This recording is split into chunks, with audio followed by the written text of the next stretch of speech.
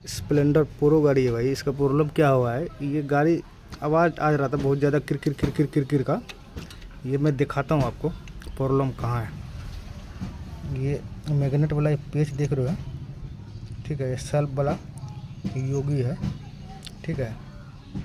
इसका ये वाला बोल्ट खुल गया था, ये देख रहे हो, ये वाला बोल्ट खुल गया। यहाँ पे लगता है, ये देख रहे हो निशान में दिखाता हूँ आपको। ये देखो चारों साइड निशान भी हो गया है।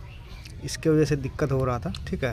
प्रॉब्लम इसी की वजह से हो रहा था, बहुत ज़्यादा आवाज़ जो किरकिर किरकिर किरकिर का आवाज़ आ रहा था। ये बोल्ट खुलने की वजह से ये इसमें घिसाट लग रहा था यहाँ पे, ये देख रहे हो चारों साइड से ये घिसाट की वजह से आवाज़ आ रहा था। इसको खोला हूँ, ठीक है। इसको टाइट करके लगा दूंगा, बिल्कुल ओके हो जाएगा, ठीक है। ये वाला भी दोनों बोल्ट चेक कर लूँगा, ठीक है। इसमें एल्की वाला बोल्ट आता है, मगर इसमें 4 मुँह का पेच दे रखा है, इसीलिए बार बार खुल जाता है, ठीक है। इसीलिए दिक्कत होता है, ठीक है। ये लगा दूंगा, बिल्कुल ओके हो जाएगा, ठीक है।